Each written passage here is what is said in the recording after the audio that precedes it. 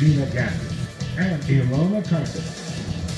Another chapter in the assault case against NASCAR driver Kurt Busch. Busch's Houston-based attorney says that Busch's ex-girlfriend is on an orchestrated campaign to ruin him. Rusty Hardin says that he has asked the judge to delay his findings on the case so that he can introduce evidence from new witnesses. Busch is accused of assaulting Patricia Driscoll in September. The case made headlines when Busch claimed that Driscoll was a trained government assassin. Today, Driscoll told Good Morning America that Busch attacked her once before. Yeah.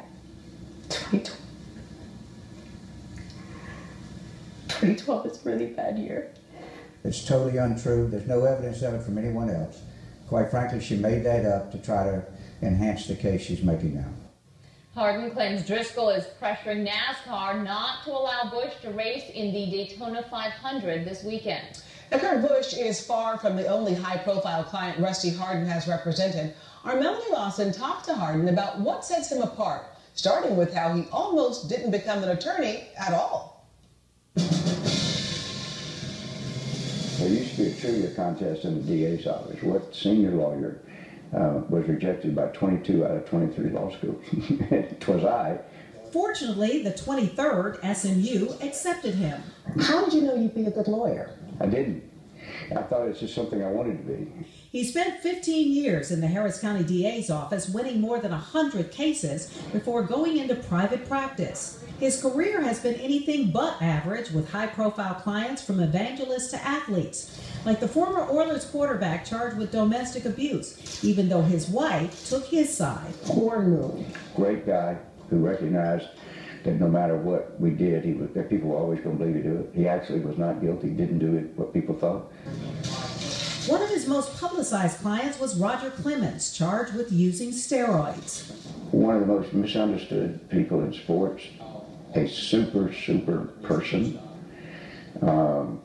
and somebody that I think has gotten an incredibly raw deal. Didn't do it, and had the guts to refuse to say he did just to get out of it. His most infamous case was against late Playboy model Anna Nicole Smith, who sued to get half the billion-dollar estate of her 89-year-old husband. I would never guess that would have grabbed people's attention the way it did. And one exchange in particular.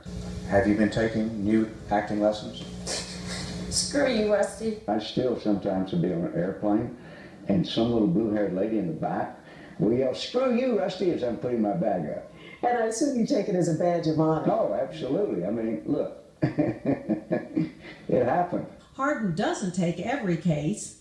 Well, I stay away from delivery of drug cases. I stay away from rape cases. And Hardin stays away from people he doesn't like. Well, life is too short to represent jerks. Jerks have a right to a lawyer like everybody else, but they don't have a right to us. Still, he warns being famous can be a real trial during a trial. They get some breaks being kept out of the system, but then once they're in the system, they're treated more harshly, quite frankly, because nobody wants to look like they're doing a favor for a famous person. So what does it cost to hire the man who wins unwinnable cases? It's much more than a boy from Monroe, North Carolina is comfortable saying out loud. Melanie Lawson, 13 Eyewitness News.